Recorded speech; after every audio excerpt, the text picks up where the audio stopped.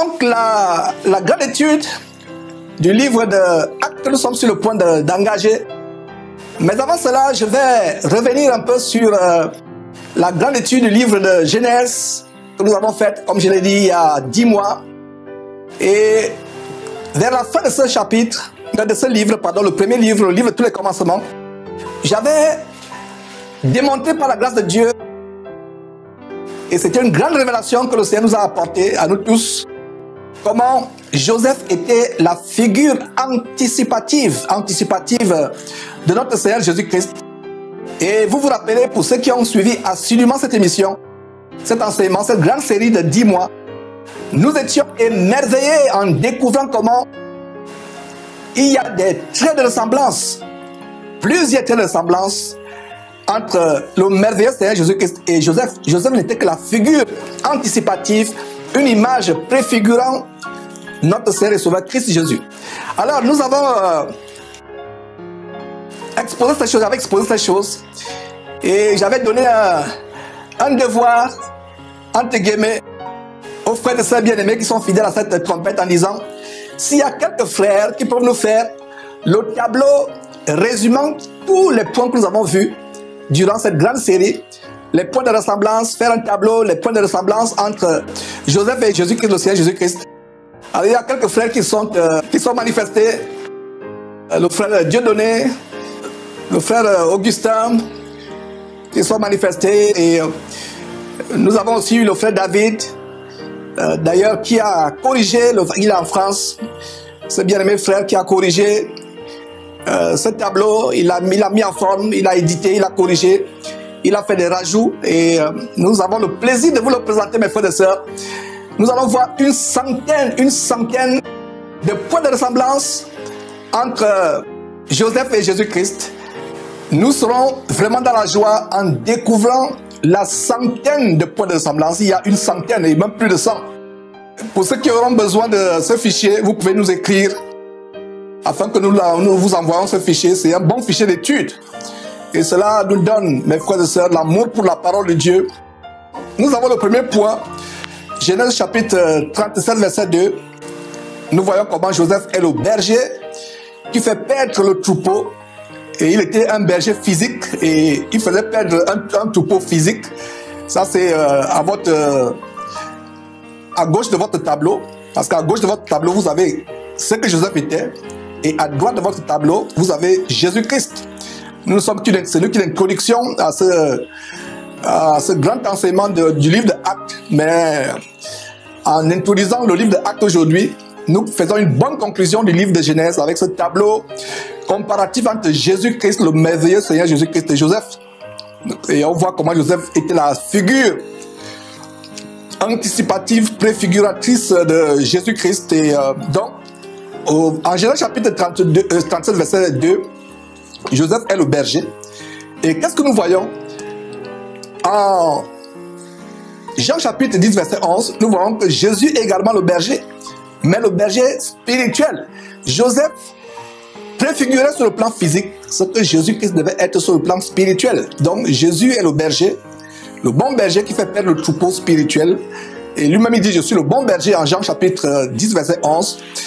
Au verset 3, toujours en Genèse chapitre 37, Joseph est le fils chéri d'Israël, son père. Et nous voyons comment en Matthieu chapitre 3, verset 7, quand Jésus est baptisé, nous entendons une voix qui vient du ciel: celui-ci est mon fils bien-aimé en qui j'ai mis toute mon affection, en Matthieu chapitre 3, verset 7. Donc on voit comment Jésus est le fils chéri de Dieu en Matthieu chapitre 3, verset 7. En Genèse chapitre, dans le point suivant, Genèse chapitre 37, verset 4. Genèse chapitre 37, verset 4. 37, verset 4. Les frères de Joseph le prirent en haine. Voilà, ils le prirent en haine. C'est la même chose qu'on voit avec Jésus-Christ. Ses frères, les Hébreux, ses frères, les Juifs prirent Jésus en haine et le firent mourir. On peut voir cela en Matthieu chapitre 27, verset 25. Et on peut voir, et tout le peuple répondit que son sang retombe sur nous et sur nos enfants. Donc ils sont maudits eux-mêmes.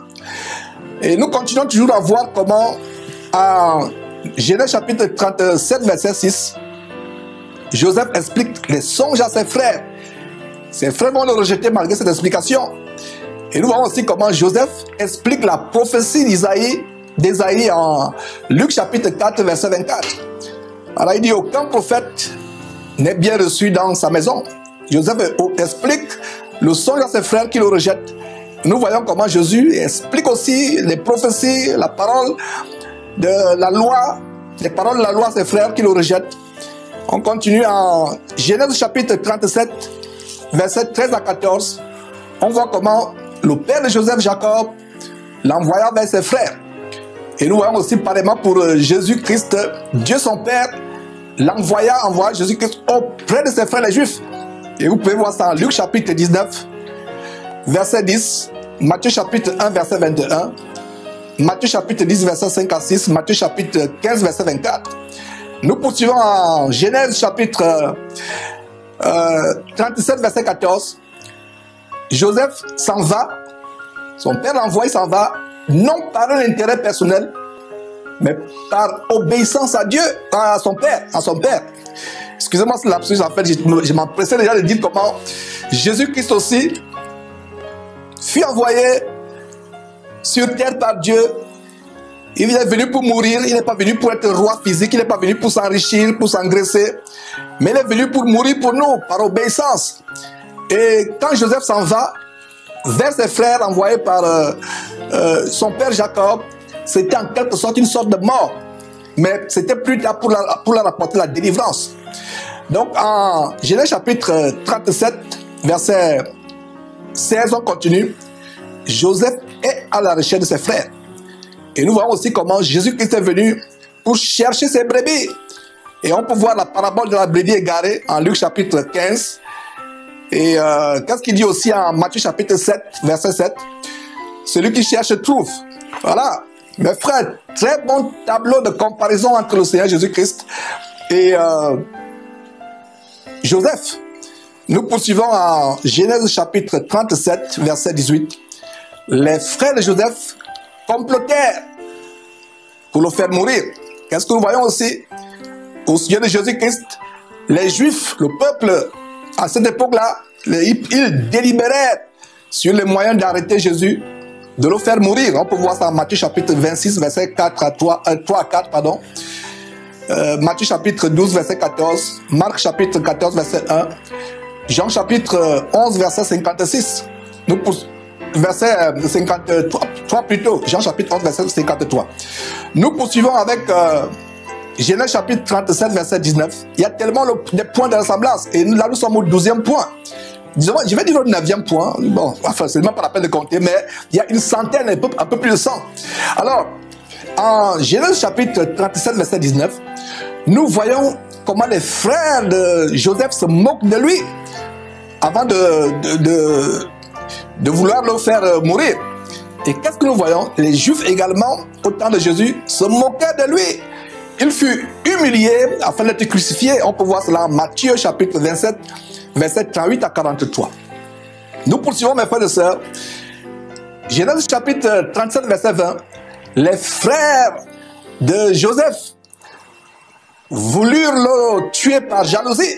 Et qu'est-ce que nous voyons? Les pharisiens étaient aussi jaloux que Jésus ait cette grande renommée, cette grande autorité. Il avait un grand ministère, un ministère qui impactait tout Israël. Et même les gens venaient même de l'étranger pour venir l'écouter. Donc les pharisiens furent pris de jalousie, exactement comme les frères de Joseph. On peut voir ça en Matthieu chapitre 7, versets 28 à 29. Genèse chapitre 37, verset 20, on voit comment les frères de Joseph mentent et se moquent des songes, des prophéties qui sont annoncées et qui vont s'accomplir plus tard. Mais ils se moquent de Joseph. C'est la même chose avec Jésus-Christ. À la partie droite de votre tableau, les pharisiens mentent sur le fait que Jésus blasphème. Il accuse faussement, il dit cet homme blasphème. C'est par Belzébuth, le prince des démons, qu'il chasse les démons. Donc ils mentent aussi sur le fait que Jésus blasphème. On peut voir d'ailleurs cela en Matthieu chapitre 26, verset 65. Et on voit la prophétie que Jésus est le Fils de Dieu. Pas qu'il est Dieu lui-même, mais le Fils de Dieu. On peut voir ça en Matthieu chapitre 27, verset 43. Et on voit comment Dieu va sauver Jésus-Christ et les paroles que Jésus prononçait vont s'accomplir malgré le fait que les pharisiens pensaient le contraire. Donc les Juifs aussi se moquaient de Jésus sur la croix. Donc nous poursuivons Genèse chapitre 21, plutôt chapitre 37 verset 21. Je reprends Genèse chapitre 37 verset 21. Ruben, l'aîné des enfants des fils de Jacob, prend la défense de Joseph parce qu'il avait l'intention de le délivrer. Et qu'est-ce que nous voyons? Pierre, qui était en quelque sorte l'aîné des 12 apôtres, quand il dit l'aîné, Pierre est, si je ne me trompe pas, la première personne qui fut choisie. Donc Pierre prend la défense de Jésus pour le libérer. On peut voir ça en Jean chapitre 18 verset 10. Et on voit comment Pierre tira l'épée pour vouloir défendre Jésus, pour le tirer de la mort. Ruben aussi, le frère aîné qui avait l'autorité, ne voulait pas la mort de Joseph. Pierre aussi, qui avait une grande autorité, ne voulait pas la mort de Jésus. Et on voit un autre point de ressemblance en Genèse chapitre 37 verset 23. Ils dépouillèrent Joseph de sa tunique. C'est la même chose qui se passe avec Jésus-Christ en Matthieu chapitre 27 verset 35. Ils se partagèrent la tunique de Jésus. Un autre détail en Genèse chapitre 37 toujours, verset 24. Rien que le chapitre 37 a immensément de détails de comparaison entre Jésus-Christ et Joseph. Alors, au verset 24, Genèse chapitre 37, Joseph se retrouva au fond d'une citerne, une citerne sans eau, symbolisant le sépulcre, symbolisant sa mort. Donc quand Jésus sortit de la citerne, cela était le symbole d'une sorte de résurrection. D'ailleurs, ils l'ont laissé pour mort. Ruben pensait qu'il était mort. On peut voir ça en Genèse chapitre 37 verset 22, Genèse chapitre 37 verset 24, Genèse chapitre 37 verset 28 à 39.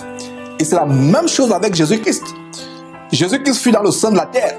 Et plus tard, il ressuscita. Vous pouvez voir tous ces versets à la droite à votre écran, frères et sœurs. Pour ceux qui veulent ce tableau merveilleux, nous pourrons vous le donner gratuitement. Matthieu chapitre 10, verset 8. Vous avez reçu gratuitement. Donnez comment? Gratuitement. Nous sommes ici pour vous donner la parole de Dieu gratuitement. Le ciel ne se paye pas.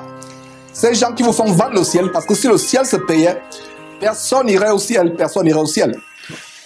Nous poursuivons, mes frères et sœurs. Genèse chapitre 37, verset 26 à 28. Joseph fut vendu par ses frères. Et c'est Judas qui d'ailleurs convainquit ses frères à vendre Joseph. On peut voir ça en Genèse chapitre 37, verset 26 à 28. Et Acte chapitre 7 reprend cela au verset 9 quand Étienne, ce disciple de Christ, grand évangéliste, confronte les Juifs ce jour-là. Le jour où il fut lapidé, mis à mort par des pierres, des cailloux. Il leur rappelle cela. Et un Judas était derrière la vente de Joseph. Et des centaines et des centaines et des centaines d'années plus tard, un autre Judas est derrière la vente de Jésus. Incroyable, mes frères et sœurs. Donc Jésus-Christ fut vendu par un autre Judas, un de ses disciples. Et vous voyez la série de versets qui vous le montre. Vous pouvez lire tous ces versets. Notez cela pour qu'on gagne du temps. Vous pourrez mettre pause en suivant pour ceux qui auront la vidéo, plaise à Dieu. Vous pouvez mettre pause, notez cela pour qu'on gagne du temps.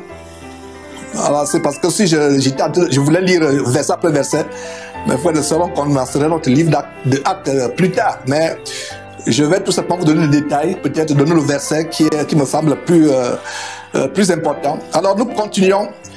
Genèse chapitre 37, verset 26. Judas n'avait pas l'intention de tuer son frère Joseph. Il n'avait pas l'intention, il voulait tout simplement le vendre pour le délivrer de la mort. Et nous avons aussi le cas avec Judas, un autre Judas, cette fois-ci avec S, au temps de Jésus, un des disciples de Jésus, mais rempli d'un esprit démoniaque, qui ne souhaitait pas la mort de Jésus. Et d'ailleurs, il a eu les remords plus tard, après avoir vendu Jésus. Parce qu'il pensait que Jésus pouvait se délivrer. Non seulement il a vendu Jésus, je pense qu'il y a aussi une escroquerie. Parce qu'il se disait que s'il vend Jésus, Jésus va se libérer, il vient donc attraper Jésus, il va se libérer. Il avait le cœur rempli par l'amour de l'argent. Il se disait que s'il vend Jésus avec ses 30 pièces d'argent, il pourra s'acheter son terrain. Et il savait que Jésus avait la puissance de se libérer. Il a vu Jésus faire des miracles. Mais quand il voit Jésus qui va à la mort, qui ne se libère pas, qu'on enchaîne, qu'on bastonne, il a eu les remords et il est allé se pendre. Vous voyez? Donc, non seulement c'était la vente de Jésus, la traîtrise, c'est un traître, il y avait aussi l'escroquerie dans son cœur. J'espère que vous avez en lisant l'histoire de Judas qui vendit Jésus, j'espère que vous avez aussi vu comme moi un autre détail d'escroquerie, parce qu'il savait que Jésus avait la puissance de s'échapper de leurs mains. Mais il fut surpris que cet homme que j'ai vendu, le sang innocent, qui va à la mort, que j'ai vendu, donc il ne peut pas se sauver. Alors il eut les remords et il alla se pendre. Mais il ne se repentit pas. Et vous pouvez avoir des remords sans repentance. Et pour véritablement avoir le pardon de Dieu, les remords seuls ne suffisent pas. Outre les remords, il faut se repentir, regretter, aller dire à Dieu, Seigneur Dieu, je me repens, je regrette ce que j'ai fait. Et voilà. Toujours dans cette section de vente de Joseph par Judas et de Jésus par notre Judas, nous allons à Genèse chapitre 37, verset 32. Commençons d'abord Genèse chapitre 37, verset 27. Judas vend Joseph pour combien de cycles d'argent? 20 cycles d'argent. L'homme de Judas, des siècles et siècles plus tard, vend Jésus pour combien de pièces d'argent? 30 pièces d'argent. Vous pouvez voir ça dans Matthieu chapitre 26, verset 16. Maintenant, Genèse chapitre 37, verset 12. Il ne resta que la tunique de Joseph. Verset 32 plutôt, c'est pas le verset 12. Genèse chapitre 37, verset 32. Il ne resta que la tunique de Joseph. C'est la même chose quand Pierre découvre le tombeau après la résurrection. Il ne reste que le linge dans le tombeau. En Luc chapitre 24, verset 12. Vous voyez? Donc il ne resta que la tunique dans le tombeau. Et la citerne de Joseph était une sorte de tombeau, je vous l'ai dit. Et vous pouvez comprendre donc comment ces détails sont tellement importants. Il n'y a rien de hasard, mes frères et sœurs. Quand vous lisez la Bible, considérez tous les détails, tous les mots.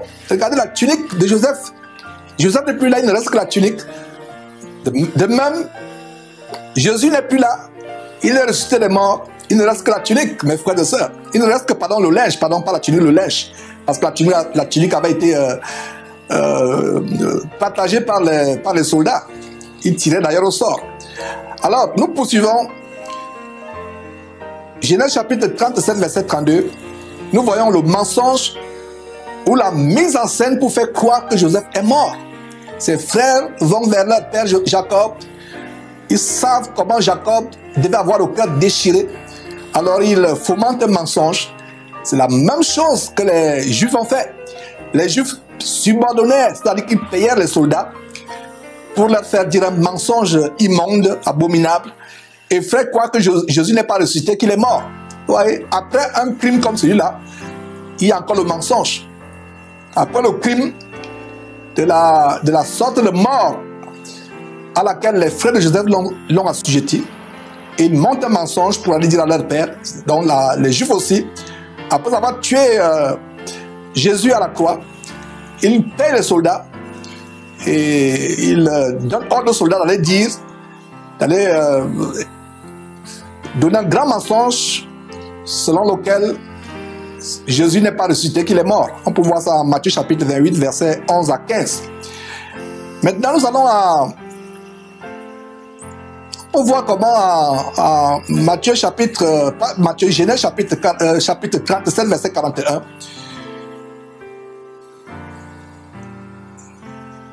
Comme les deux chapitres, même on peut voir en Genèse chapitre 37 et 41. Joseph fut rejeté et haï par ses frères. Il se retrouva en Égypte et épousa une Égyptienne, une non-juive. C'est la même chose avec le Seigneur Jésus-Christ. Il vint vers ses frères, les Juifs. Mais les Juifs le rejetèrent. Alors, qu'est-ce que Jésus fit? Il se tourna vers les gentils, c'est-à-dire les non-juifs de naissance. Et c'est avec les gentils qu'il forma une épouse qui est l'Église, qui est composée non plus seulement des gentils, mais aussi des juifs qui plus tard se sont convertis. Donc il y a toute une série de versets qui nous montrent cela, vous pouvez les noter. Et nous allons en Genèse chapitre 1, verset 1. Là, ce n'est pas la comparaison de Joseph, mais c'est la comparaison de Judas. C'est un petit bonus qu'on vous donne. Judas s'éloigna de ses frères. Et nous voyons aussi comment Judas se retira pour aller se pendre. Donc voilà un petit bonus parce que nous nous appesantissons sur la comparaison entre Joseph et Jésus-Christ. Mais on peut voir comment Judas aussi, c'est un bonus, comme je l'ai dit, il s'éloigne de ses frères. Et Judas aussi, un autre Judas, se retire pour aller avec son ami l'Adulamite. Et si vous vous rappelez, qu'est-ce qu'il a fait? Il va, à cause de cette mauvaise compagnie, il fréquentait les prostituées avec l'ami Adulamite. Il va se retrouver en train de commettre l'inceste avec sa belle-fille qui s'était déguisée en prostituée. Et on a vu 5 choses, mes frères et sœurs. Continuons avec Joseph. Verset 2, Genèse chapitre 39, verset 2.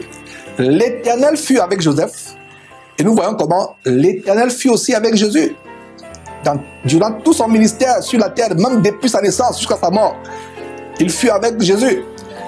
Continuons en Genèse chapitre 39, versets 2 et 3. L'Éternel faisait prospérer entre les mains de Joseph tout ce qu'il entreprenait. C'est la même chose comment l'Éternel Dieu opérait les miracles par Jésus, son Fils. Tout ce que Jésus demandait à Dieu, il le recevait. Voilà un grand point de ressemblance entre Joseph et Jésus-Christ. Alors, nous poursuivons avec Genèse chapitre 39, verset 5. L'Éternel bénit la maison de l'Égyptien, Potiphar. C'est la même chose aujourd'hui parce que cette maison de Potiphar était la représentation du monde. Parce que les Égyptiens étaient la figure du monde à venir.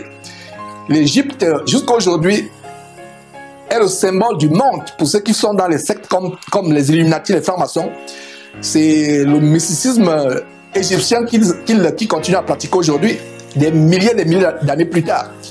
Donc, l'Éternel bénit la maison de l'Égyptien qui symbolise le monde à cause de Joseph. Également à cause de Jésus-Christ, le monde est béni. Les chrétiens qui sont confiés à Jésus sont bénis. Même le monde est béni. La grâce est présente. Ce monde aurait été dans des ténèbres terribles si le Seigneur Jésus n'était pas encore venu. Jésus est la lumière du monde. Vous vous rappelez? Le monde est maintenant sous la lumière. Et vous, chrétiens, en écoutant comment, avec Jésus, le monde est sous la lumière, ça doit nous remplir de joie en nous faisant comprendre que nous, véritables chrétiens, nous sommes la lumière du monde. Même Jésus l'a dit. Nous sommes les représentants de Jésus absents physiquement sur terre. C'est nous qui apportons la saveur à ce monde. C'est nous qui apportons la lumière à ce monde qui est ténébreux, mes frères et sœurs. Très bon rapprochement à ce niveau. Très belle comparaison. Genèse chapitre 39, verset 6. Malgré sa beauté physique, Joseph ne se vantait pas. Il n'était pas en fait l'orgueil, il ne s'enorgueillissait pas. C'est la même chose pour Jésus-Christ qui, malgré sa beauté infiniment grande spirituellement parlant, sa beauté parfaite spirituellement parlant, était doux et humble de cœur, comme on le voit dans Matthieu chapitre 11, verset 29.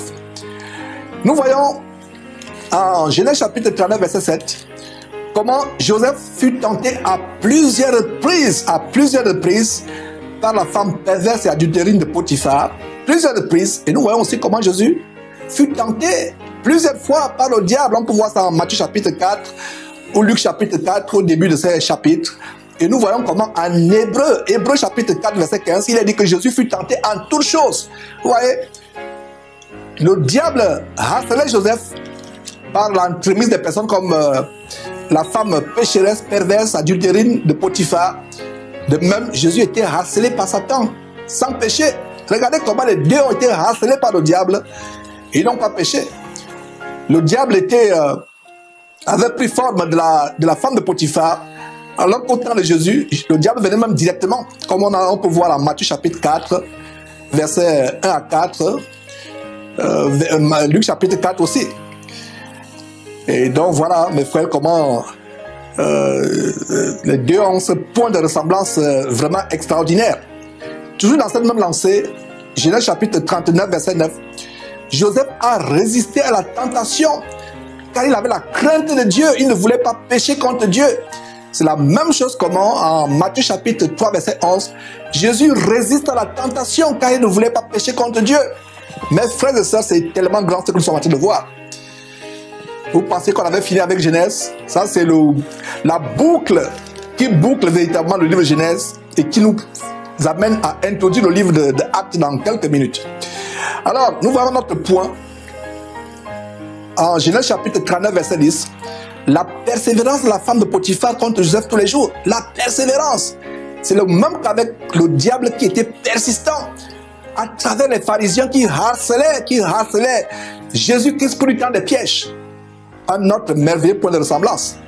Nous continuons en Genèse chapitre 39, versets 14 à 19. La femme de Potiphar accuse injustement Joseph. C'est la même chose avec les pharisiens qui accusèrent injustement le merveilleux Seigneur Jésus-Christ. On peut voir ça dans Luc chapitre 23, verset 2. Nous continuons avec notre point de ressemblance. En Genèse chapitre 39, verset 20, Potiphar avait un grand amour pour Joseph. Il savait que Joseph était un homme juste, mais il a dû mettre Joseph en prison pour plaire à sa femme. Pour plaire à sa femme qui mentait, qu'il accusait injustement d'adultère et de viol. C'est la même chose avec Pilate. Potiphar était un homme impie qui ne croyait pas en Dieu, autant de Joseph, qui savait que Joseph était un homme juste, qui n'avait pas commis le mal. Pilate aussi, un impie, non-juif, ne trouvait pas de reproche à faire à Jésus. Mais il a dû livrer Jésus à cause du peuple, qu'il accusait injustement pour plaire au peuple. Ah, mes frères et sœurs, Potiphar qui veut plaire à sa femme et met un innocent en prison. Pilate veut plaire au monde, au peuple, et il met un innocent en prison. Mes frères et sœurs, parlez-moi de l'exactitude de la parole de Dieu. Nous sommes en train de la savourer. Nous continuons à Genèse chapitre 39, versets 20 à 23. Joseph accusé est mis en prison sans se justifier. On peut voir ça en Genèse chapitre 39, versets 20 à 23. Genèse chapitre 40, verset 15. C'est le même qu'avec Jésus-Christ qui accusait justement, crucifié, fut muet comme un agneau qu'on entraîne à la boucherie, il ne se justifia pas. D'ailleurs, Ésaïe avait prophétisé en Ésaïe chapitre 53, verset 7. Et vous pouvez voir tous les autres versets en Matthieu, en Marc, en Luc et en Jean, et même dans le livre de Actes chapitre 8, verset 32, comment il fut accusé. Mais il se tue, il ne se plaint pas, il ne se plaignit pas, il resta muet comme un agneau qu'on mène à la boucherie. Mes frères et sœurs, il ne s'est pas justifié, malgré le fait qu'il savait qu'il avait tort. Si nous pouvons imiter ce caractère, mes frères et sœurs, ça nous fera de temps en temps du bien. Genèse chapitre 39, verset 21. L'Éternel fut avec Joseph et lui donna la réussite, même en prison. C'est la même chose encore avec Jésus, comme le prophète Ésaïe l'avait vu par anticipation en Ésaïe chapitre 53, verset 10. L'œuvre de l'Éternel prospéra entre ses mains. Ça dit entre les mains de Jésus. Nous voyons aussi Ésaïe chapitre 53, verset 2. Je lui donnerai sa part avec les grands, parce qu'il a été mis au nombre des malfaiteurs. Dernier point de ressemblance en Genèse chapitre 39, au verset 23. Le chef de la prison abandonna aux mains de Joseph la gestion de la prison, car l'Éternel était avec lui. Nous voyons comment l'Éternel aussi a laissé les brebis à Jésus, pour que Jésus puisse en prendre soin. Il est le bon berger. Il dit, mes enfants que le Père me donne. Maintenant, allons en Genèse chapitre 40. Le premier point de ressemblance est au verset 4. Genèse 44. Le chef des gardes de la prison place les deux serviteurs de Pharaon, les deux prisonniers serviteurs de Pharaon, sous la surveillance de Joseph. C'est la même chose comment Dieu a placé le peuple, son peuple, ses élus, sous la surveillance de Jésus. Genèse 4 toujours, Joseph sert les prisonniers sans se soucier de lui-même. C'est le même cas avec Jésus-Christ qui servait ses disciples. Il leur donnait à manger, il les secourait, il faisait des miracles pour eux. Au point même de laver même leurs pieds, comme on peut voir dans Jean chapitre 13, verset 3 à 5. Nous poursuivons avec notre point de ressemblance, et on a d'ailleurs mentionné cela, mais on met l'emphase en Genèse chapitre 40, verset 6. Joseph fut un bon berger, il s'occupait des autres, il ne se souciait même pas de lui. On voit ça au chapitre 6 à 7 de Genèse chapitre 40. Même en Genèse chapitre 49, verset 24. Joseph était tellement attentionné. Il se souciait des autres. Ne se préoccupait même pas de ses propres problèmes. Il est en prison. Au lieu d'être triste, de se plaindre sur son sort, de se plaindre sur sa vie, de son père peut-être qu'il ne verra plus jamais, de se lamenter sur ses frères qui étaient vraiment méchants au point de le ventre. Non, il oublie ses problèmes, mais c'est les autres. C'est la même chose que Jésus a fait. Il disait, un ami donne sa vie pour ses... Un ami donne sa vie pour ses amis. Jésus a donné sa vie pour vous et moi. Jésus était tellement attentif aux autres. Il fut ému de compassion pour la foule. On peut voir ça en Matthieu chapitre 15, verset 32. Et on peut voir comment en Ésaïe chapitre 61, verset 1, Jésus fut envoyé pour guérir ceux qui avaient le cœur brisé. Et en passant, Ésaïe était une sorte d'introduction des 4 évangiles. Donc des fois, il y a certaines personnes qui disent que la Bible a 5 évangiles. Et le premier évangile, c'est Ésaïe. Ésaïe était un évangéliste avant la naissance de Jésus-Christ. Il évangélisait par prophétie, mes frères et sœurs, si vous ne le saviez pas. Nous poursuivons, mes frères, notre point de ressemblance en Genèse chapitre 40, verset 8. Joseph ne se plaigna jamais. Il restait toujours joyeux malgré tout. C'est le même qu'avec Jésus-Christ. On n'avait jamais vu Jésus dans la Bible se plaindre. Et d'ailleurs, Ésaïe, le premier évangéliste le dit, Ésaïe 53, verset 7. Il n'ouvrit jamais la bouche pour se plaindre. Un autre point, toujours au verset 8, Genèse chapitre 48, verset 8. Joseph ne parle pas de lui. Il ne se met pas en avant, mais il met toujours Dieu en avant. Il dit, n'est-ce pas à Dieu qu'appartiennent les explications?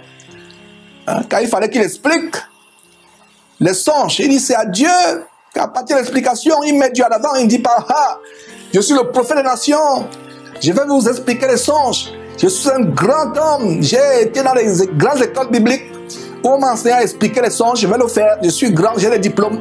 J'ai ceci, cela. Je suis le grand prophète des nations. Je suis un archibishop. Il ne l'a pas fait. Il a été humble, mes frères et sœurs. Et il donne gloire à Dieu. Et c'est le même qu'avec Jésus. Jésus rendait toujours gloire à Dieu pour chaque miracle. Il ne se mettait pas en avant, mais il mettait toujours Dieu en avant. Et d'ailleurs, vous voyez souvent, quand il faisait les miracles, comme on voit en Matthieu chapitre 8, verset 4, il disait à l'homme délivré de la maladie, l'homme guéri, garde-toi d'en parler à personne et va faire une offrande à Dieu. Et il dit non, n'allez pas faire ma publicité, ne parle à personne, ne fais pas ma publicité, tais-toi et va dans le secret, fais une offrande à Dieu. Quel exemple merveilleux de Joseph et de Jésus que nous devons imiter à ce niveau. Ne pas nous mettre en avant, se faire petit et faire grandir Dieu en nous. Voilà. Un autre point de ressemblance en Genèse chapitre 40, verset 12. Joseph prophétise, c'est-à-dire que Dieu révèle à Joseph des mystères cachés qui vont s'accomplir par la suite. C'est le même qu'avec Jésus-Christ qui va prophétiser. Et si vous lisez par exemple un chapitre comme le chapitre 24 de Matthieu, Dieu révèle à Jésus les mystères cachés qui vont s'accomplir à la fin du monde. La destruction de Jérusalem, les choses terribles qui vont se passer à la fin du monde. Poursuivons toujours à Genèse chapitre 40 avec notre point de ressemblance au verset 15. Joseph n'a rien fait pour être mis en prison. Il n'a commis aucune faute. Et c'est le même qu'avec Jésus, qui n'a rien fait pour mériter la mort par crucifixion. Genèse chapitre 40, verset 18 à 19. Joseph avait le courage de dire la vérité au chef des panetiers, même si ça devait faire mal. Il a le courage de dire au chef des panetiers, voici ce que signifie ton rêve. Dans 3 jours, tu seras pendu, alors que les chansons, lui, sera élevé, il va retourner servir le roi, Pharaon. Il avait le courage de dire aux gens, même ce qui fait mal.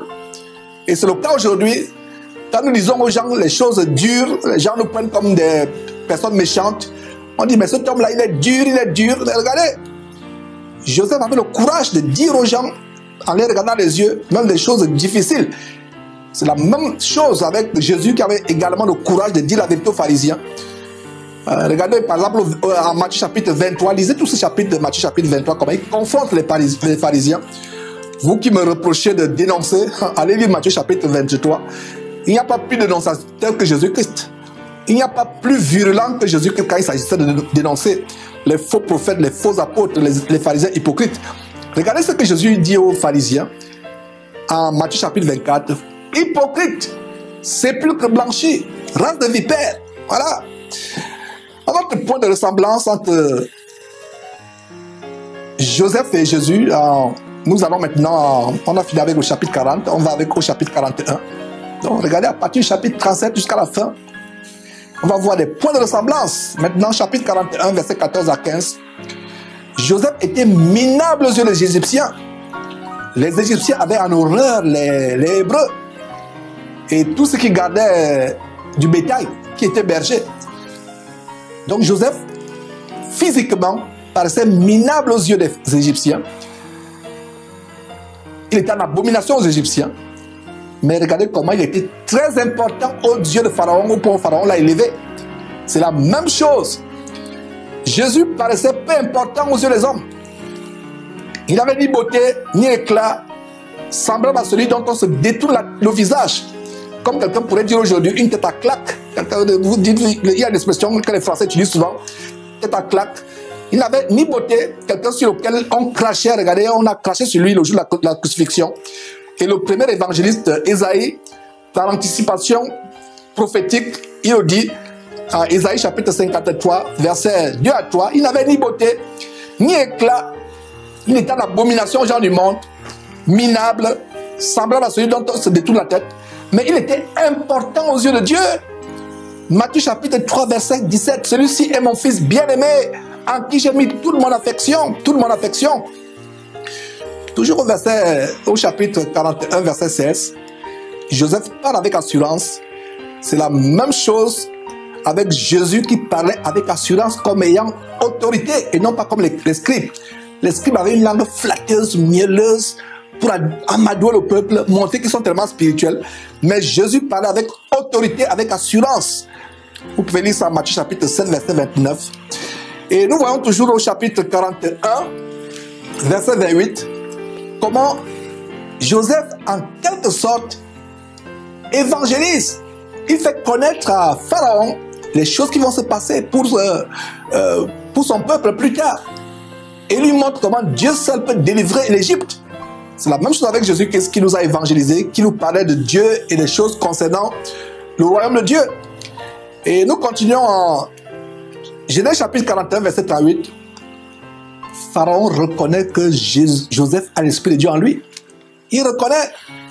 Et c'est le même qu'avec Jésus-Christ, comment publiquement les gens ont vu Jésus être immersé, être rempli de la puissance du Saint-Esprit en Matthieu chapitre 3, verset 16. Et en Genèse toujours chapitre 41, verset 40, Pharaon dit à Joseph, je te lèverai, mais le trône seul me lèvera au-dessus de toi. C'est le même qu'avec Jésus. Il est dit dans la Bible que Jésus sera à jamais soumis à Dieu. Lui-même il dit, mon Père est plus grand que moi. Jésus dit, mon Père est plus grand que moi. Et vous pouvez aussi voir ce grand verset en 1 Corinthiens chapitre 11, verset 3. Comment il est dit que Dieu est le chef de Christ. Dieu est le chef de Christ. Voilà. On poursuit en toujours Genèse 41, verset 40 à 44. Joseph devint roi en Égypte. Vous pouvez lire ça en Genèse chapitre 41, verset 40 à 44. Genèse 45, 8, Acte 7, 10. De même aussi, on voit dans plusieurs versets des évangiles, plusieurs versets, abondamment de versets qui montrent comment Jésus-Christ est le roi des rois, le Seigneur des seigneurs. Genèse chapitre 41, verset 42, Pharaon remet à Joseph la royauté et l'autorité sur l'Égypte. C'est la même chose. Dieu, le Père de Jésus-Christ, a remis l'autorité et la royauté à Jésus. On peut voir Philippiens chapitre 2, verset 9. Dieu l'a souverainement élevé parce qu'il a été obéissant, humble, soumis à Dieu, jusqu'à supporter la mort sur la croix. C'est pour cela que Dieu l'a souverainement élevé. Très beau détail de comparaison entre Joseph et Jésus à ce niveau. Nous poursuivons. Genèse chapitre 41, verset 42. Joseph est habillé de fin lin, d'or, de colliers et d'anneaux. Et nous voyons aussi comment par anticipation, la parole de Dieu, de manière prophétique, montre comment Jésus est habillé de fin lin avec un anneau. Et même Apocalypse également. Vous pouvez lire cela pour découvrir ces détails. Un autre détail de comparaison entre Joseph et Jésus. Et à force de vous dire cela, mes frères et sœurs, j'ai tendance à faire un lapsus entre Joseph et Jésus. Déjà que leur nom commence par J. Voyez. Genèse chapitre 41, verset 42. Après avoir été confronté à beaucoup de tribulations, après les avoir surmontés, la bénédiction arrive avec Joseph. Même chose avec Jésus-Christ. Après avoir été confronté à des tribulations, Jésus a été élevé à la droite de Dieu, son Père. Et vous pouvez voir dans Actes chapitre 2, verset 33, Actes chapitre 5, verset 31, après la souffrance de la mort, après la résurrection, il a été glorifié. Même chose avec Joseph. Genèse chapitre 41, verset 43, les frères de Joseph se prosternaient devant Joseph. Pourtant, ils se moquaient de lui dans le passé. Quand ils voulaient le tuer, quand ils l'ont vendu, ils se moquaient de lui. Quand Joseph leur a expliqué le songe, comment ses frères, ses parents se prosternaient devant lui, ils se moquaient de lui. C'est le même cas. Quand Jésus est venu sur terre, les gens se moquaient de lui. On l'a traité comme un brigand, comme un malfaiteur, un bandit. On l'a tué, on l'a crucifié, on se moquait de lui, on crachait sur lui. Mais où est Jésus aujourd'hui? Revêtu de toute la gloire. Et que dit Philippiens chapitre 2, verset 10? Au nom de Jésus, tout genou fléchit dans les cieux, sur la terre et plus bas que la terre. Voilà, tout le monde se prosterne devant Jésus.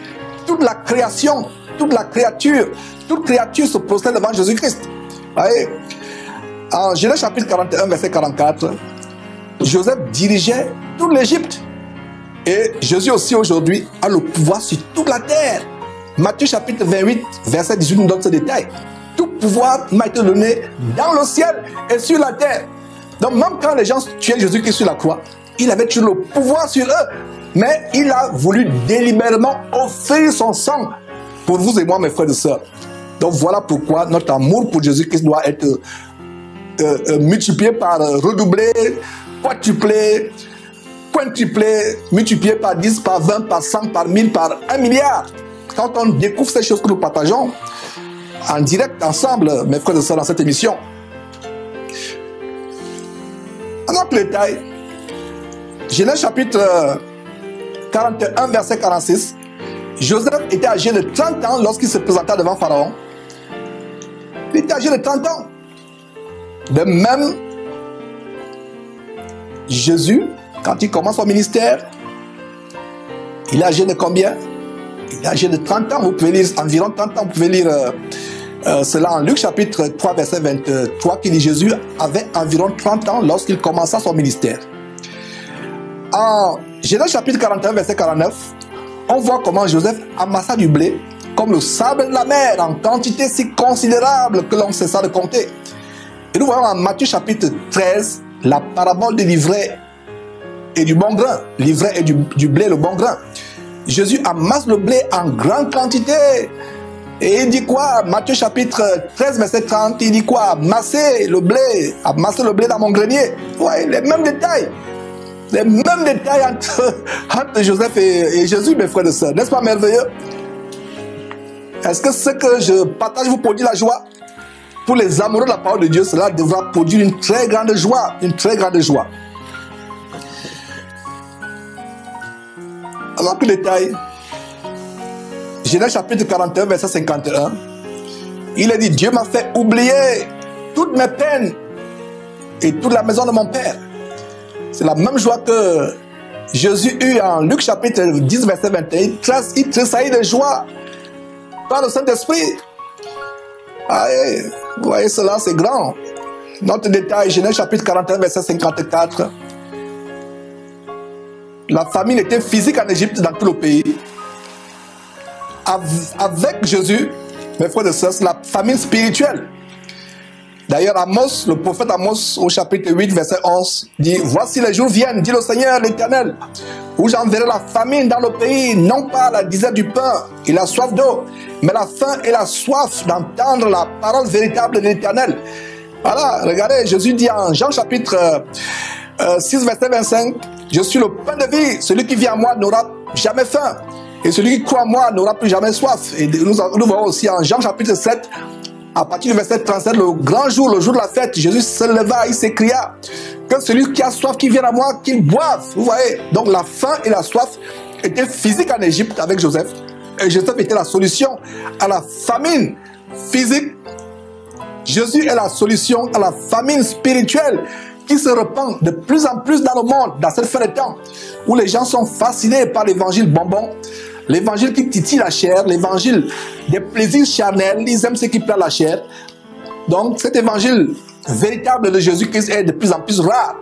Et grâce à Dieu pour les trompettes comme Jésus-Christ TV, où nous pouvons encore avoir cet évangile pur, mes frères et sœurs.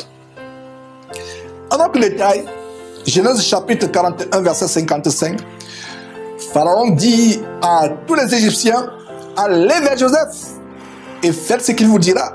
C'est la même chose. Dieu envoie le peuple vers Jésus. Il est le chemin, la vie et la vérité. Nul ne va au Père que par lui. Matthieu chapitre 7, verset 13 dit aussi, ce que je viens de citer, c'est plutôt Jean chapitre 14, verset 6. Jésus est le chemin, la vérité, la vie. Nul ne va au Père que par lui. Matthieu chapitre 7, verset 13. Jésus dit qu'il est la porte. Vous voyez, la porte. Vous ne pouvez pas aller à Dieu sans passer par Jésus-Christ. Ce n'est pas par Bouddha. Ce n'est pas par Krishna, ce n'est pas par Notre-Dame, l'abominable reine du ciel, ce n'est pas par Marie, la mère de Jésus. Donc vous ne pouvez pas aller à Dieu sans passer par Jésus-Christ. Voyez, donc Pharaon qui dit à Joseph, allez vers Joseph et faites ce qu'il vous dira. De même, Dieu nous dit aujourd'hui, dans cette fin de temps, Jésus-Christ est la seule porte, écoutez-le, il vous dira ce que vous devez savoir pour venir à moi. Merveilleux, mes frères. En Genèse chapitre 41, verset 57, nous voyons comment le monde entier dépend de l'Égypte, plus précisément de Joseph qui régnait sur l'Égypte. Le monde entier dépend de Joseph qui est en Égypte pour vivre. Aujourd'hui, le monde entier dépend de Jésus pour son salut. Pour son salut. Hébreux chapitre 2, verset 10 dit, il convenait en effet que celui pour qui et par qui toutes sont toutes choses, et qui voulait conduire à la gloire beaucoup de fils, il leva à la perfection, par les souffrances, le prince de leur salut. Ouais. Pour vivre la vie au temps de Joseph était une vie physique. Les gens dépendaient de Joseph pour vivre. La vie, à notre époque, la vraie vie, c'est la vie éternelle. La vie éternelle dépend de Jésus-Christ. Donc au temps de Joseph, les gens dépendaient de Joseph, ce souverain en Égypte. Ils dépendaient de lui pour vivre physiquement. Aujourd'hui, nous dépendons de Jésus pour vivre éternellement. Mes frères et sœurs, nous poursuivons ce merveilleux tableau de comparaison entre Jésus et Joseph. Chapitre 41, versets 54 à 57. Joseph sauva l'Égypte et le monde de la famine. Vous pouvez lire les versets. Jésus également est le sauveur du monde. Il nous a sauvés de la famine spirituelle. Il nous donne la vie éternelle. Merveilleux, mes frères et sœurs. Voilà donc la fin avec le chapitre 41. Maintenant, le chapitre 42, verset 2, un point de comparaison. Le peuple élu, Israël, Jacob, Israël et ses enfants, va chercher le pain auprès de Joseph. De même aujourd'hui, les élus de Dieu vont auprès de Jésus pour trouver le pain qui vient du ciel, la parole de Dieu. Jésus lui-même est la parole. Il donne le pain qu'il est, selon Apocalypse chapitre 19, verset 13. Il est la parole de Dieu, il est le pain. Il donne le pain, non plus le pain physique fait du blé, le pain de la terre, mais il donne le pain du ciel. Un autre détail à ce chapitre 42, verset 6.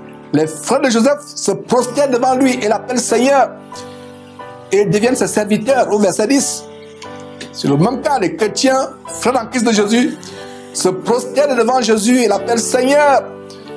Et sont ses serviteurs, nous sommes serviteurs de Jésus-Christ. Mes frères, c'est merveilleux. Toujours le Genèse chapitre 42, verset 8. Joseph reconnut ses frères, mais eux ne le reconnurent pas. Ils ne le reconnurent pas. Ils pensaient que c'était un Égyptien. C'est la même chose. Jésus reconnaît son peuple. Mais il y a certains parmi le peuple de Jésus qui ne le reconnaissent pas encore. C'est le cas avec les pharisiens. Quand les pharisiens l'accusèrent de blasphème, et lorsque Jésus disait qu'il est fils de Dieu, et qu'est-ce qu'il dit? Il recommanda à ses disciples de ne dire à personne qu'il était le fils de Dieu, le Christ. Mais il y a un temps où il devait se reconnaître, se découvrir à eux. Et c'est ce qui va se passer aussi avec les frères de Joseph. Un autre détail, Genèse chapitre 42, verset 9 à 15. Joseph éprouve ses frères. Voilà, verset 42, 15. Vos parents seront éprouvés. Il éprouve ses frères. Jésus éprouve aussi ses disciples. Que nous dit l'épître de Pierre? 1 Pierre chapitre 1, verset 7. L'épreuve de votre foi, plus précieuse que l'or périssable, qui cependant est éprouvé par le feu, est pour résultat la louange, la gloire et l'honneur lorsque Jésus-Christ apparaîtra. Un autre point de ressemblance entre Joseph et Jésus-Christ, Genèse chapitre 42, verset 21, Joseph rappelle à ses frères le souvenir de leur faute pour les amener à la repentance. Et qu'est-ce que Jésus fait? Jésus nous amène à la repentance. Les premières paroles de Jésus-Christ quand il a commencé son ministère, âgé d'environ 30 ans, repentez-vous car le royaume de Dieu est proche. Car le royaume de Dieu est proche. On voit en Genèse chapitre 42, verset 24, comment Jésus pleura pour ses frères. Il pleura pour ses frères. Nous voyons comment Jésus avait aussi la compassion pour son peuple.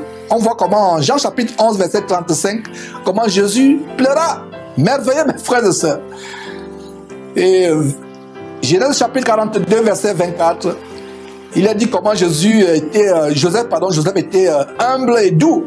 Il était humble et doux, exactement comme Jésus, qu'est-ce qui est humble et doux. Le verset suivant, Genèse 42, 25.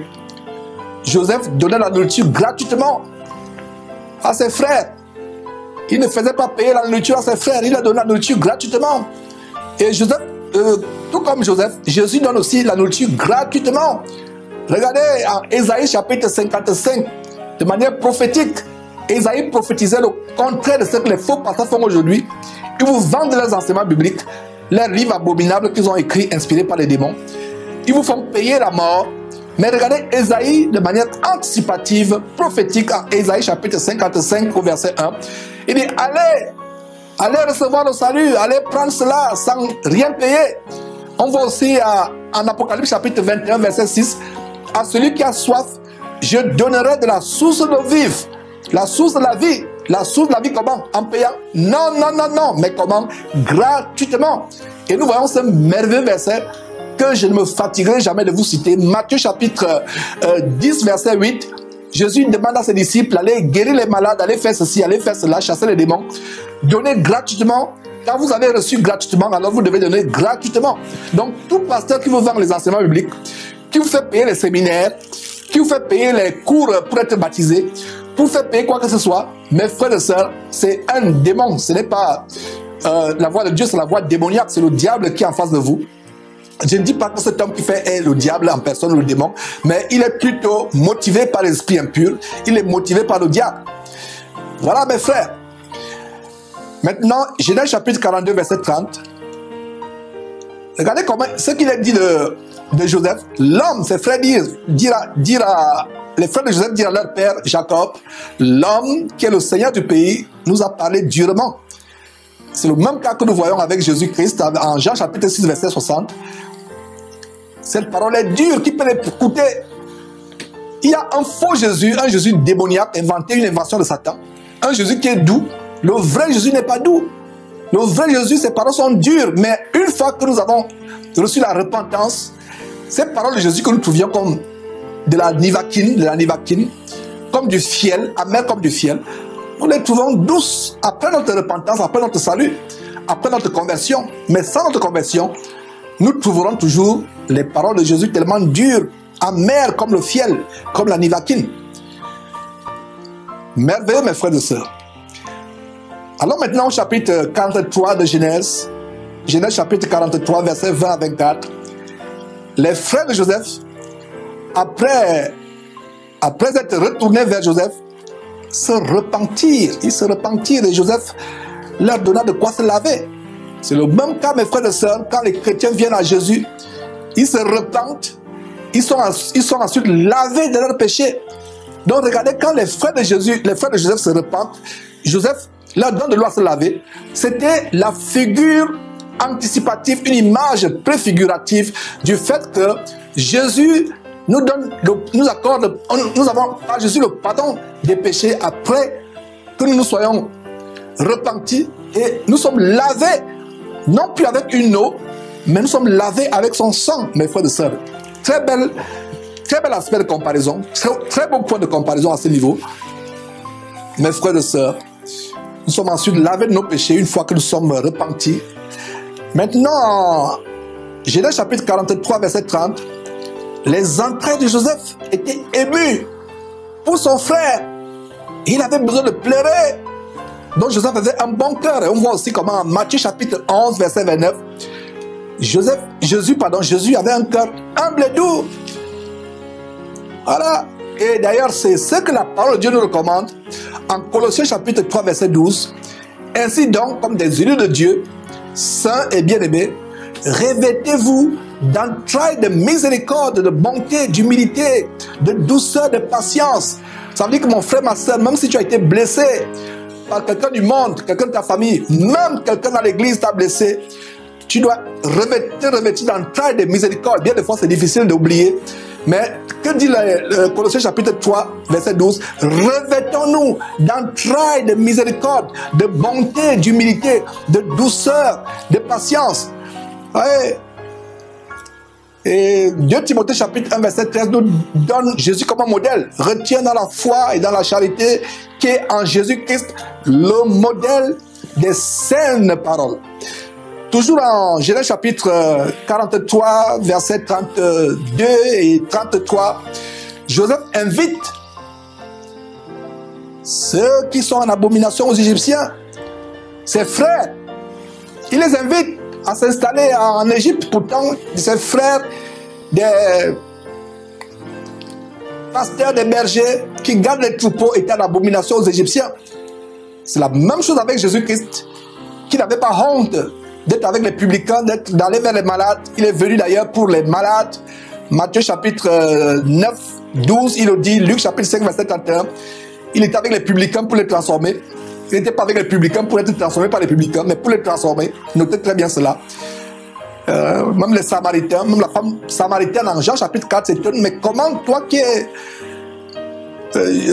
juif a des contacts avec moi, samaritaine? Et Genèse chapitre 43, verset 33, Joseph mangea avec ses frères. Et nous voyons comment Jésus a plusieurs reprises à manger avec ses disciples. Il a mangé avec ses disciples, même après sa résurrection. Il a mangé du poisson avec ses disciples. Genèse chapitre 43, verset 34, Joseph donne 5 fois plus à Benjamin, qui est le dernier. Regardez, le dernier reçoit 5 fois plus que les aînés. Que dit Jésus-Christ en Luc chapitre 13, verset 30? Et voici, il y en a des derniers qui seront les premiers, et des premiers qui seront les derniers. Voilà, mes frères et sœurs. Romains chapitre 12, verset 6. Puisque nous avons des dons différents, selon la grâce qui nous a été accordée. Et ce verset 12 de Romains, pardon, plutôt ce verset 6 de Romains chapitre 12, verset 6, ce merveilleux verset nous montre comment nous, chrétiens, ne devons pas avoir la jalousie. Et on ne voit pas comment les frères de Joseph étaient jaloux de ce qu'il a donné 5 fois plus à Benjamin. Aujourd'hui, tel frère ou tel sœur a un nom que tu n'as pas, il a une habileté que tu n'as pas, tu commences à jalouser. Mes frères et sœurs, nous devons débarrasser nos cœurs de telles choses, de telles pensées. Chacun a reçu un nom différent. Tu peux avoir le don de faire ceci, l'autre a le don de faire cela. Nous sommes complémentaires dans le corps de Christ, mes frères et sœurs. Genèse chapitre 44, verset 16. Judas avait méprisé Joseph. Et maintenant, Joseph était plus important que lui. Voilà, c'est le même qu'avec Jésus. Les Juifs l'ont méprisé. Mais au retour de Jésus-Christ, tout genou fléchira. Tout langue confessera que Jésus est Seigneur. Mes frères et sœurs, comme nous dit Romains chapitre 14, verset 11, car il est écrit, je suis vivant, dit le Seigneur, tout genou fléchira devant moi. Fléchira, futur devant moi. Aujourd'hui, les gens peuvent continuer à se moquer de Jésus-Christ. Les gens peuvent continuer à blasphémer avec son nom. Mais quand Jésus reviendra, mes frères et sœurs, les généraux, les grands politiciens, les grands présidents de cette terre vont se cacher dans les entrailles de la terre. Les entrailles de la terre vont les rejeter. Dire que non, nous ne pouvons pas nous aussi on a peur. Toute la création tremblera à l'avènement du Seigneur Jésus-Christ. Les grands de la terre avec les armées, leurs forteresses, leurs chars, leurs missiles, ils vont trembler quand Jésus reviendra. Tout genou va se fléchir devant Jésus. À notre point, maintenant, toujours en Genèse chapitre 44, verset 17, Joseph ne punissait pas les innocents, mais seuls ceux qui étaient coupables. Et nous voyons aussi comment Jésus dit qu'il est juste. Voilà. Et d'ailleurs, son apôtre Jean plus tard reprend cela. Mes petits enfants, je vous ai écrit ces choses afin que vous ne péchiez point. Et si quelqu'un a péché, nous avons un avocat auprès du Père, Jésus qui est juste. Ouais. Maintenant, allons en Genèse chapitre 45, versets 1 et 2. On voit comment Joseph se fit connaître à ses frères.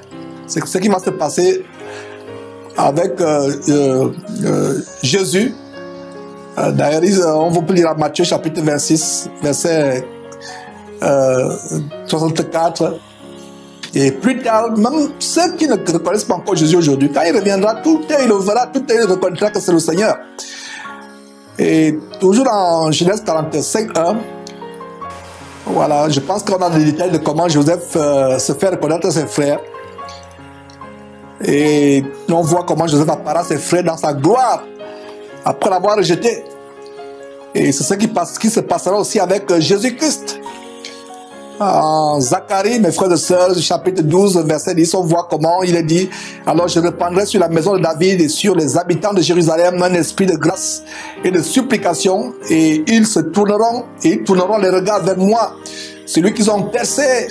Ils pleureront sur lui comme on pleure sur un fils unique.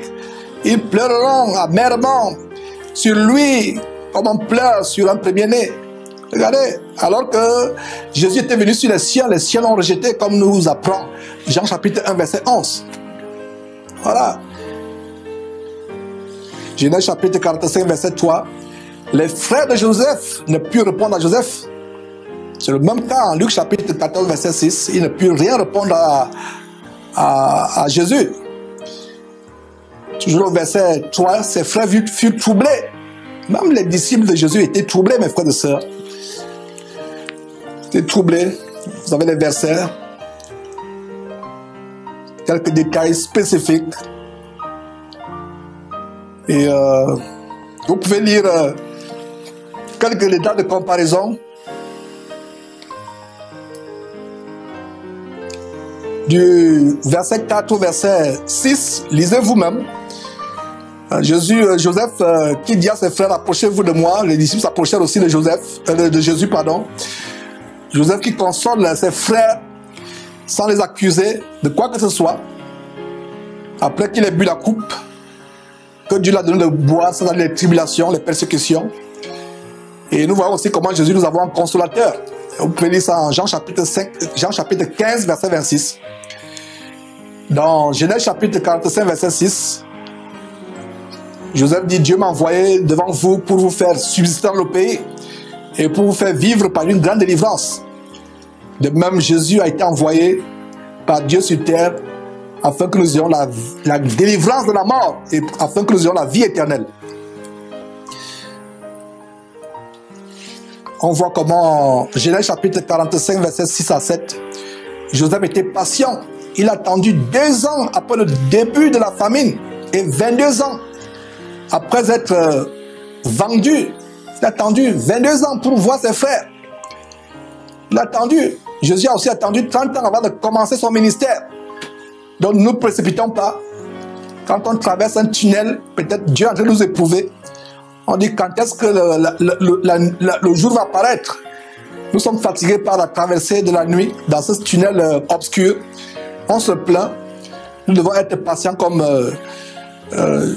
Joseph qui fut patient. Même Jésus a attendu 30 ans. Et d'ailleurs, on va voir ça par la grâce de Dieu en introduction au livre de Actes, qui fait l'objet de l'émission d'aujourd'hui. Donc, pour vous qui venez de vous joindre, nous sommes tout simplement en train de récapituler l'étude pendant 10 mois du livre de Genèse avec les points de ressemblance entre la figure centrale de l'Ancien Testament, ou l'une des figures centrales pas de l'Ancien Testament, du livre de Genèse. L'une des figures centrales, c'est Joseph, à qui il est consacré le plus grand nombre de chapitres. De tous les patriarches qui sont mentionnés dans le livre de Genèse, Joseph est celui qui est mentionné dans le plus grand nombre de chapitres. Ouais, donc Joseph a été patient, il a attendu 22 ans avant de se manifester à ses frères, de revoir ses frères. Jésus aussi a attendu 30 ans avant de commencer son ministère. Donc soyons patients, et surtout en ce temps où nous sommes, nous devons être patients. Il y a des gens qui disent, mais Jésus revient quand? Chaque fois on dit Jésus revient, il revient quand? Soyons patients, il peut revenir à tout moment. Et même s'il ne revenait pas à tout moment, nous pouvons mourir à tout moment, mes frères et sœurs. Et quand la mort survient, il n'y a plus possibilité de se repentir. Mes frères, on poursuit. Toujours le chapitre 45, verset 8. C'est Dieu qui m'a établi. Joseph dit que c'est Dieu qui l'a établi père de Pharaon, maître dans toute sa maison. Il rend grâce à Dieu. C'est également le cas avec Jésus, qu'est-ce qui est établi sur toute la maison de Dieu. C'est Dieu qui l'a établi. Comme on peut voir Hébreux chapitre 20, plutôt chapitre 10, Hébreux chapitre 10, verset 21, où il a dit que nous avons un souverain sacrificateur établi sur la maison de Dieu. Vous voyez la bonne ressemblance ici entre Joseph et Jésus. Alors au verset 10, Genèse chapitre 45, verset 10, les frères de Joseph retournèrent vers Joseph en Égypte. Et on voit de plus en plus aussi beaucoup de Juifs qui croient et qui retournent vers Jésus-Christ. Et vous avez les versets qui peuvent soutenir cela. Même au temps où vous et moi nous vivons, on voit de plus en plus de Juifs reconnaître Jésus-Christ comme leur Seigneur et Sauveur. Ils reconnaissent que leurs ancêtres ont eu tort de tuer Jésus-Christ, donc ils se convertissent et ils deviennent des disciples. Et nous rendons grâce à Dieu pour cela.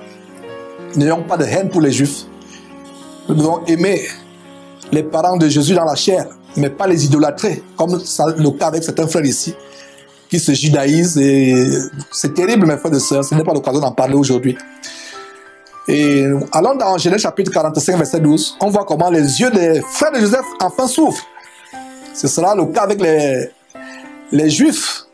Même ceux qui ne croient pas en Jésus-Christ aujourd'hui, un jour ils verront Jésus quand il retournera. Mais comme je vous l'ai dit, de plus en plus de Juifs ont les yeux ouverts et se convertissent et deviennent disciples comme nous. Genèse chapitre 43, verset 13, on voit comment Jésus était dans la gloire, exactement comme Jésus-Christ est dans la gloire auprès du Père dans les lieux célestes. Genèse chapitre 45, verset 17 à 20, Pharaon dit à Joseph de dire à ses frères de venir auprès de lui dans la meilleure partie du pays et de ne pas regretter ce qu'ils vont laisser à Canaan. C'est le même cas. Dieu dit à Jésus de faire venir ses frères auprès de lui pour le royaume de Dieu, un endroit merveilleux, incomparable, à nul autre pareil, le royaume de Dieu, qu'il est beau le ciel. Et de ne pas regretter le monde, de ne pas regretter ce qu'il y a dans le monde, de ne pas retourner, regretter en arrière, enfin regretter ce qu'on laisse en arrière. Quelle belle exhortation, mes frères et sœurs. Jésus nous appelle au royaume de Dieu son Père. Donc ne nous soucions plus de ce monde, ne regrettons plus ce que ce monde a de chair, parce que ce monde est de la boue, est de la puanterie, mes frères et sœurs, ou de la puanteur, excusez-moi, est de la puanteur aux yeux de aux yeux de Dieu, mes frères et sœurs, c'est de la boue, c'est rien de comparable. Mais quand je vois les gens s'accrocher à cette terre, c'est terrible, mes frères et sœurs. Nous continuons avec le verset 21 et 22, les versets 21 et 22 de Genèse 45. Joseph donne de la nourriture et des vêtements à ses frères. C'est le même cas. Vous voyez comment en Matthieu chapitre 6, à partir du verset 25 au verset 33, Jésus nous dit, ne vous inquiétez pas de ces choses, du vêtement, du manger.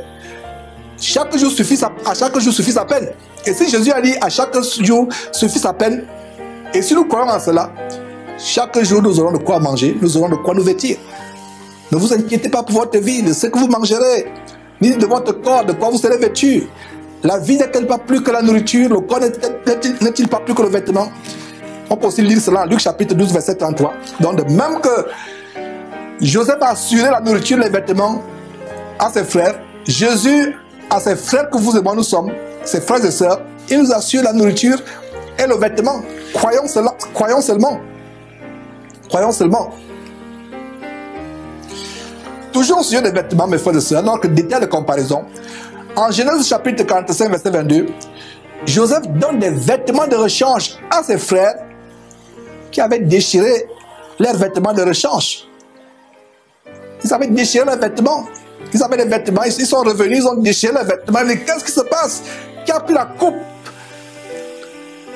Comment se fait-il que la coupe du roi d'Égypte, notre frère, a fait la coupe du roi pendant une famille par contre leur frère? La coupe du roi se retrouve parmi nos affaires. Qui se lamentent, qui déchirent leurs vêtements. Joseph va leur donner les vêtements de rechange. Est-ce que vous voyez une comparaison avec Jésus-Christ? Avec Jésus-Christ, notre vieille nature pécheresse est déchirée quand on se repent. Nous déchirons notre nature pécheresse. Nous déchirons le vieil homme. Cette couverture qu'on met en nous, cette carapace, nous la déchirons. Nous avons des remords. Nous nous en débarrassons. Parce qu'on se répand dans le remords. On regrette notre vie passée. Et Jésus nous transforme par la nouvelle naissance. Matthieu chapitre 9, verset 17. Il dit, on ne met pas non plus du vin nouveau dans de vieilles outres. Autrement, les outres se rompent, le vin se répand et les outres sont perdues. Mais on met le vin nouveau dans les outres neuves. Dans la nouvelle vie en Christ, c'est les nouveaux vêtements dont on se revêt, mes frères et sœurs. Matthieu chapitre 45, verset 24. Jésus leur dit, ne vous querellez pas en chemin. Ne vous querellez pas. C'est une chose terrible d'avoir des querelles entre frères et sœurs. Et c'est justement ce que Jésus dit aux chrétiens. Le Saint-Esprit qui atteste les paroles de Jésus-Christ nous enseigne aujourd'hui d'être en paix avec tout le monde. Regardez ce que le Saint-Esprit dit d'ailleurs en Romains chapitre 12, verset 18. S'il est possible, autant que cela dépend de vous, il est dit bien autant que cela dépend de vous, soyez en paix avec tous les hommes. Si la personne veut se quereller, vous sortez de là. Pour qu'il y ait querelle, il faut au moins combien de personnes? 2 personnes. Si une personne disparaît de la querelle, il n'y a plus de querelle. Donc si quelqu'un veut se quereller avec vous, vous fuyez, vous sortez de la querelle, il n'y a plus de querelle, vous vous dérobez. Regardez, Marc chapitre 9, verset 51, ayez du sel en vous-même et soyez en paix avec tous les hommes. Regardez, Joseph dit à ses frères, comme vous retournez chercher mon père à Canaan pour l'amener en Égypte, ne vous querellez pas en chemin. De même, les chrétiens, sur le chemin dans lequel ils sont, le chemin vers lequel ils s'avancent, allant vers le royaume de Dieu, dans ce chemin dans lequel nous sommes actuellement physiquement, nous devons éviter de nous quereller les uns les autres. Voilà. Nous devons éviter de nous quereller. Genèse chapitre 45, verset 26. Joseph vit encore. C'est ce que Jacob dit. Joseph vit encore. Jacob pensait que Joseph était mort. Jacob pensait que son fils Joseph était mort. Il dit, Joseph vit encore. C'est assez. Joseph, mon fils, vit encore. Regardez, à la mort, parce qu'on était venu dire à Jacob, ton fils est mort, il a été dévoré par un fauve. Mais, des années plus tard, Joseph découvre que son fils, Jacob plutôt découvre que son fils Joseph vit. Il dit, mon fils vit encore. C'est la même chose avec les disciples de Jésus. Ils pensaient que Jésus était mort, qu'il ne pouvait pas ressusciter malgré tout ce que Jésus leur avait enseigné, qu'il devait ressusciter. Mais dans l'affliction, ils ont oublié la promesse de Jésus en disant que je vais ressusciter 3 jours après. Et voilà comment un ange vient leur dire en Luc chapitre 24, verset 5, « Pourquoi cherchez-vous parmi les morts celui qui est vivant ?» Voilà. Notre point, là on avance maintenant au chapitre 46 de Genèse. Joseph quitte son palais pour aller au-devant de son peuple. Voilà. C'est la même chose avec Jésus-Christ qui a quitté son palais céleste, son royaume, son palais céleste pour venir sur terre, nous accueillir. Voilà, et il dit cela en Jean chapitre 6, verset 38. « Car je suis descendu du ciel pour faire non ma volonté, mais la volonté de celui qui m'a envoyé, de celui de mon Père qui m'a envoyé. » Voilà un bon verset que vous devez retenir, qui montre la distinction entre Jésus et son Père, Dieu son Père, qui montre que Jésus n'est pas en même temps son propre Père et son propre Fils. Si vous croyez en tel Jésus, vous croyez en Jésus démoniaque. Le vrai Jésus est distinct de Dieu son Père. Il est descendu du ciel, non pas pour faire sa volonté à lui, Jésus-Christ, mais pour faire la volonté de qui? De celui, son Père, Dieu son Père, qui l'a envoyé. En Genèse chapitre 46, verset 31 à 34, Joseph n'a pas honte de sa famille, bien que sa famille soit en abomination aux yeux des Égyptiens qui l'ont élevé. Il n'a pas honte d'eux. Il fait découvrir sa famille à Pharaon, aux Égyptiens. Il n'a pas honte. Il ne se cache pas, il ne cache pas que c'est sa famille. Et c'est ce que nous voyons au sujet de Jésus-Christ. Il est dit de Jésus qu'il n'a pas honte de nous appeler ses frères. Jésus n'a pas honte de nous appeler ses frères. Et qu'est-ce que Jésus dit en Matthieu chapitre 28, verset 10? Jésus leur dit, ne craignez pas, allez dire à mes frères de se rendre à Galilée. Allez dire à mes frères, il n'a pas honte de nous appeler ses frères. Malgré nos défaillances, malgré nos fautes, malgré nos imperfections, il n'a pas honte de nous appeler ses frères. Dernière comparaison en Genèse chapitre 46, verset 33. Joseph conseille ses frères comment parler à Dieu. Conseil. Et c'est le même qu'avec Jésus-Christ qui nous enseigne, qui nous a enseigné notre Père, comment prier. Et en Genèse chapitre 47, verset 1, Joseph va avertir Pharaon et lui dit, mes frères et mon père sont arrivés. Et nous voyons Jésus aussi qui ramène les brebis perdues à son père. Voilà. Et Luc chapitre 15, verset 7, de même, moi Jésus-Christ vous le dis, il y aura plus de joie dans le ciel pour un seul pécheur qui se repent, que pour 99 justes qui n'ont pas besoin de repentance. Toujours chapitre 47, verset 2, Joseph présente ses frères à Pharaon. Voilà, et c'est ce que Jésus fait, il intercède auprès du Père pour nous. Voilà, comme on peut voir dans Romains chapitre 8, verset 34. Même Ésaïe, le premier évangéliste, a montré comment Jésus intercédait pour les coupables. Le verset 3, Genèse chapitre 47 toujours, Joseph connaît Pharaon et les questions qu'il va poser. Alors, ici, il vous pose, voilà, quelle est votre occupation? Dites ceci, dites cela. Il connaissait très bien Pharaon. Il savait comment Pharaon pouvait réagir. Nous voyons aussi comment personne ne pouvait connaître, personne ne connaît le Père si ce n'est vraiment le Fils. Et celui à qui le Fils veut le révéler, mes frères et sœurs. Donc Joseph dit à ses frères comment Pharaon, comment agir en face de Pharaon, qu'est-ce qu'il faut dire. Parce qu'il connaissait bien Pharaon. Et on a le détail de comparaison, Genèse chapitre 47, verset 11. Joseph donne selon la volonté de Pharaon. Il ne donnait pas de lui-même. Il devait attendre le feu vert de Pharaon. De même, Jésus donne selon la volonté de Dieu. On voit toujours question de pain. On a vu d'ailleurs ce détail, mais toujours en Genèse chapitre 47, verset 2, comment Joseph donna le pain au peuple.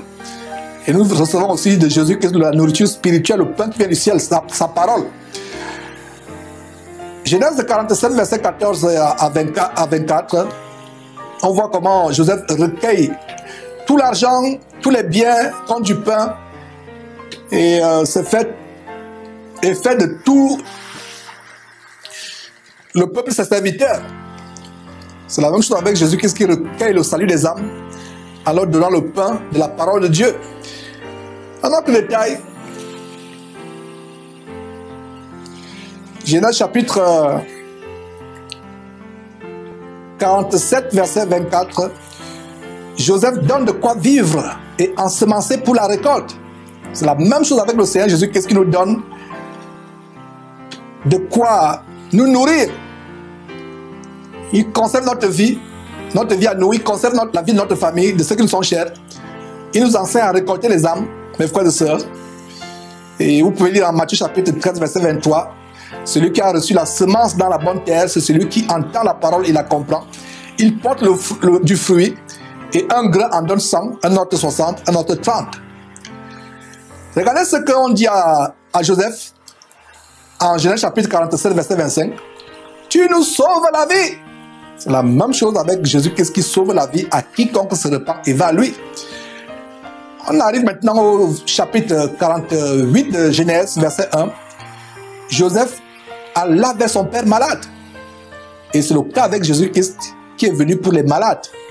Et il nous donne la capacité, nous, ses disciples, de guérir les malades. Donc, toi qui m'écoutes, si tu es malade, sache que tu as le plus grand médecin qui puisse être dans le monde. Va à lui avec foi, il va guérir n'importe quelle maladie, si et seulement si tu crois à ce que je suis en train de te dire.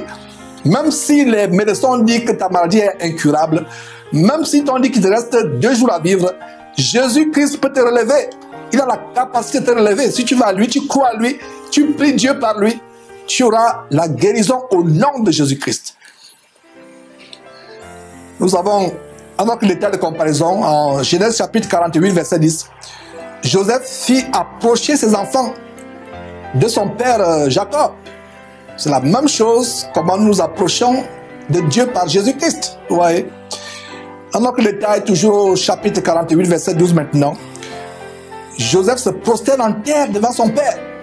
C'est le même cas avec Jésus-Christ qui se prosterne devant Dieu. Voilà notre bon verset, Matthieu 26, 39, qui nous montre que Jésus n'est pas en même temps son propre père et son propre fils.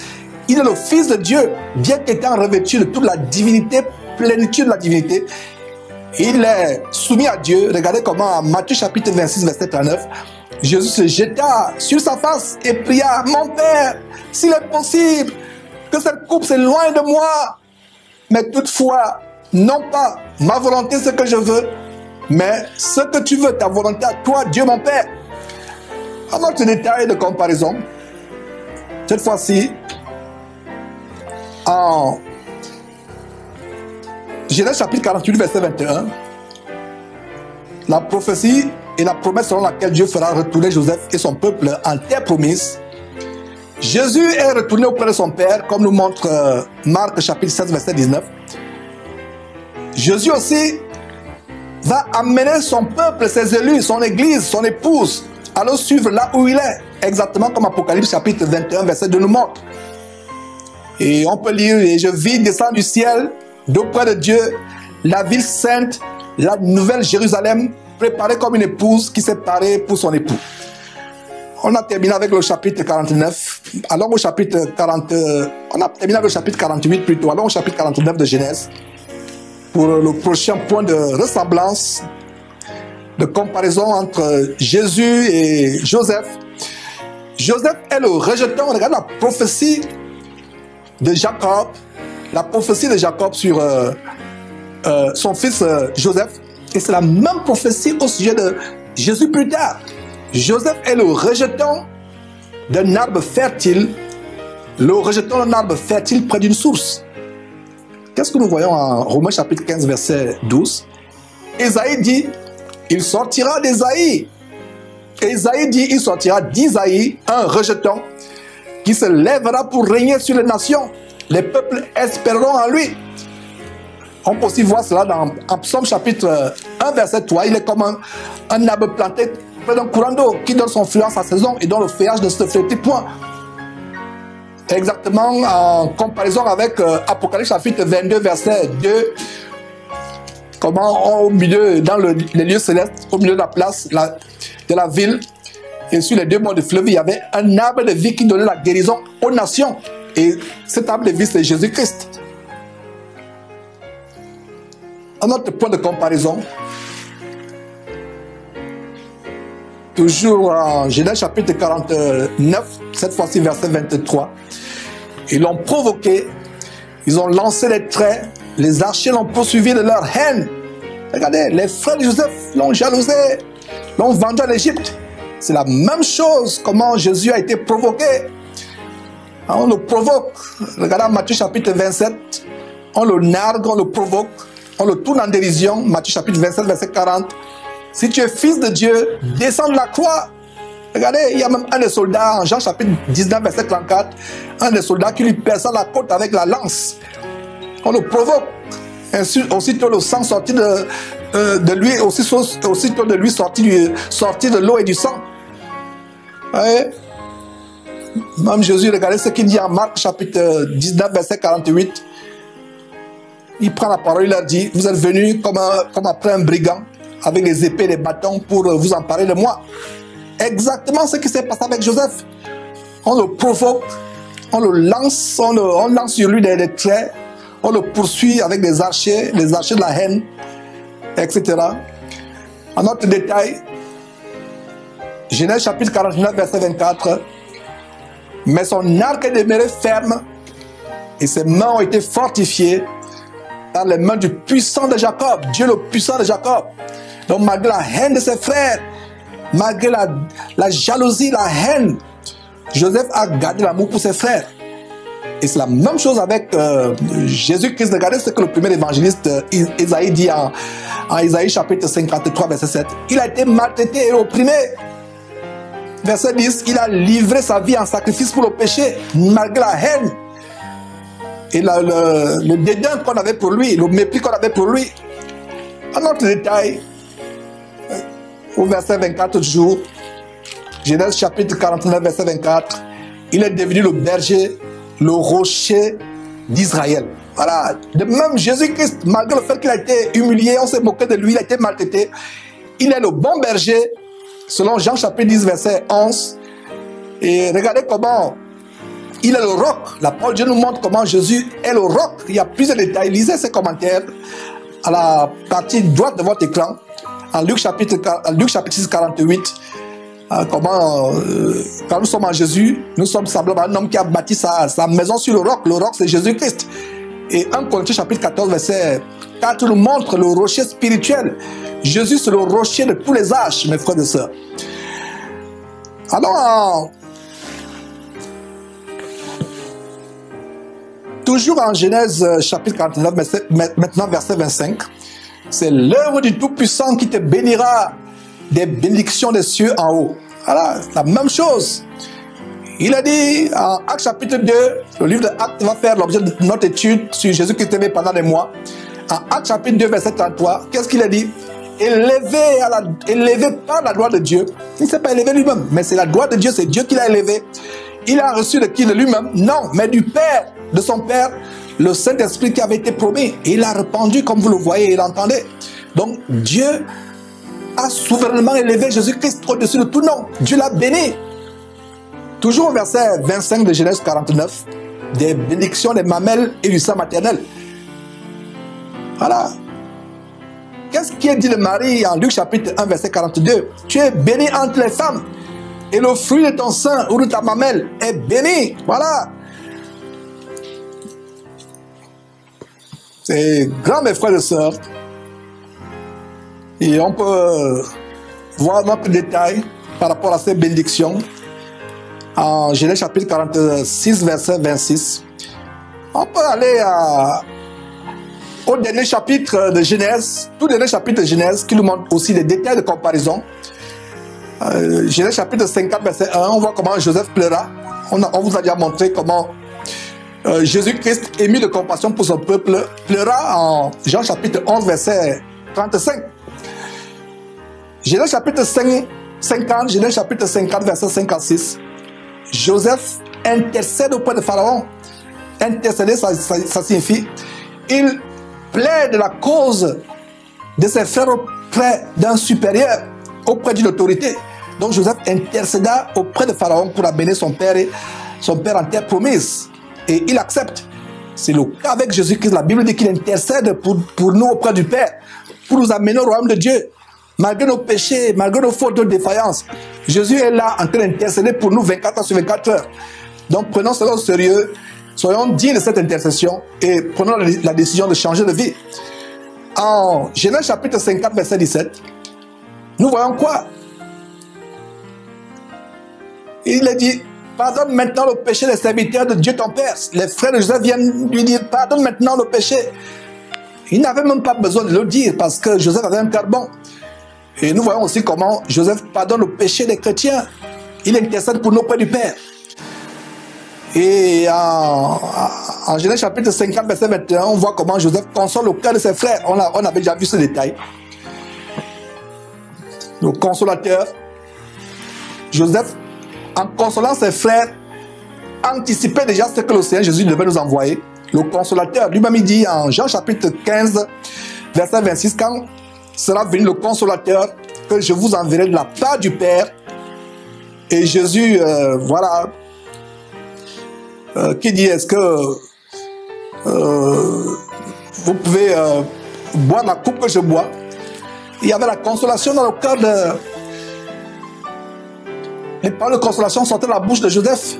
Et nous avons le consolateur qui, malgré les tribulations auxquelles nous pouvons faire face, malgré la coupe de Jésus que nous pouvons boire sur terre, Jésus a promis le consolateur qui va nous consoler. Nous terminons ce tableau de comparaison entre le Seigneur Jésus-Christ et Joseph en Égypte avec deux détails tout simplement. Nous ne sommes plus loin du début de l'étude de Actes. On va commencer l'étude de Actes dans quelques minutes. Alors, un avant-dernier détail de comparaison entre Joseph, entre le Seigneur Jésus-Christ et Joseph. En Genèse chapitre 50, verset 24, Joseph dit à ses frères, je vais mourir, mais Dieu vous visitera et vous fera remonter de ce pays-ci dans le pays qu'il a juré de donner à Abraham, à Isaac et à Jacob. Et on voit aussi comment Jésus, à son temps, avait annoncé sa mort avant de nous envoyer le Saint-Esprit et comment nous devions le rejoindre dans le royaume de Dieu. En Matthieu chapitre 16, verset 21, Jésus dit, il est dit de Jésus, dès lors Jésus commença à faire connaître à ses disciples qu'il fallait qu'il aille à Jérusalem, qu'il souffre beaucoup de la part des anciens, des principaux sacrificateurs, des scribes, qu'il fut mis à mort et qu'il ressuscite le troisième jour. Ouais. Et en Luc chapitre 24, verset 49, Jésus dit, voici, j'enverrai sur vous ce que mon Père a promis, mais vous restez dans la ville jusqu'à ce que vous soyez revêtus de la puissance du Saint-Esprit, la puissance en haut. Et donc voilà, une bonne comparaison entre Joseph, qui promet à ses frères de les faire sortir d'Égypte pour les faire remonter au pays promis à Abraham, Isaac et à Jacob. De même, Jésus-Christ nous fait sortir de ce monde pour nous amener au pays, la cité céleste, le royaume de Dieu qu'il a promis. Et mes frères, dernier point de comparaison entre Jésus-Christ et Joseph. En Genèse chapitre 50, verset 25, Genèse chapitre 50, verset 25, Joseph retourna à la terre promise après sa mort. Ça n'est pas physiquement, mais restons toujours sur ce tableau, mes frères. Donc il retourna après sa mort, par sa dépouille, par ses os. Il partit de l'Égypte, il sortit de l'Égypte pour aller à la terre promise. De même, Jésus-Christ, étant ressuscité, est retourné dans son corps ressuscité auprès du Père, comme justement le livre de Actes, chapitre 1, verset 9 à 11 va nous faire voir. Ce livre qui est l'objet de notre étude. Mes frères, cette étude n'est pas exhaustive. Voilà quelques points, une centaine de points, environ 110 ou 120 qu'on a vus ensemble. Cette liste n'est pas exhaustive. Vous pouvez la compléter selon que le Saint-Esprit vous ouvre les yeux. C'était une ébauche, mes frères et sœurs, pour vous faire savourer l'immensité, la grandeur infiniment immense de la parole de Dieu merveilleuse et inégalable, mes frères. Donc, nous allons commencer dans quelques instants notre enseignement du jour, Actes chapitre 1.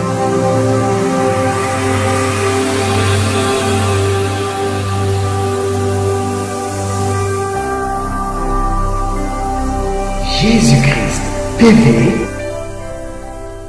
vous connaîtrez la vérité et la vérité vous affranchira.